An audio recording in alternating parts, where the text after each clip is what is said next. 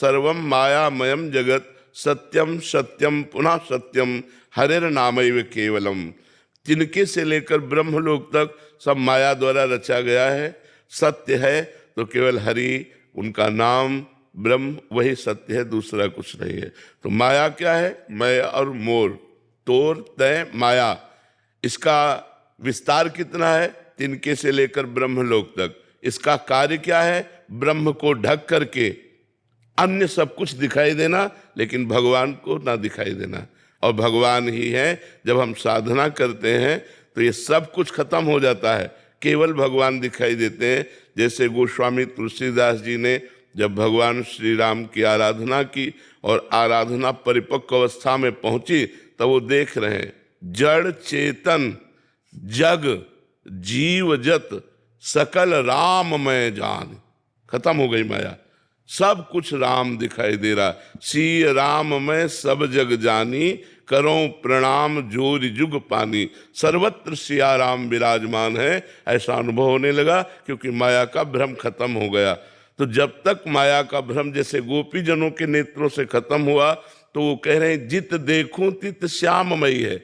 सखी, पता नहीं मेरी आंखों को क्या हो गया है, ना स्त्री दिखाई दे रहा है, ना पुरुष दिखाई दे रहा है, ना जड़ न चैतन्य। मैं जिधर देखती हूँ मेरा श्याम सुंदर ही खड़ा दिखाई दे रहा है। अब माया खत्म हो गई तो श्याम सुंदर दिखाई देने लगे। माया का पर्दा डाल करके स्वयं भगवान खेल रहे हैं। स्त्री पुरुष नहीं है कोई, स्वयं भगवान है। पर ये बात अनुभव में आने नहीं दे रही, इसी का नाम माया है। और इसी माया पर विजय प्राप्त करने के लिए साधना की जाती है। गुरुजनों की शरण में होकर भगवान का स्मरण करते। देखो माया की पहचान बतावे, सूक्ष्म पहचान। चाह, अंदर देखो, चाह, जीने की चाह, भोगने की चाह, बड़े बनने की चाह, धन की चाह, मान की चाह।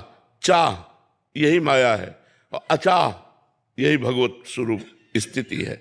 जा ही न चाहिए, जा ही न चाहिए, कबहु कछु तुम सन सहज स्नेह, बसो निरंतर तासुर सो राउर निजगे। जिसे कभी कुछ नहीं चाहिए, कुछ नहीं चाहिए, कुछ नहीं, कुछ नहीं मतलब कुछ नहीं, चाह ही नहीं है, कोई चाह नहीं है, वो साक्षात भगवान है।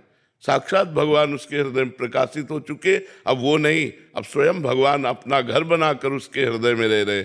अचाह, जो साधना करके संत महापुरुष भगवान को प्राप्त होते हैं, उनकी स्थिति क्या होती है? सकल कामनाहीन जे, कोई भी कामना नहीं, कोई भी चाहत नहीं।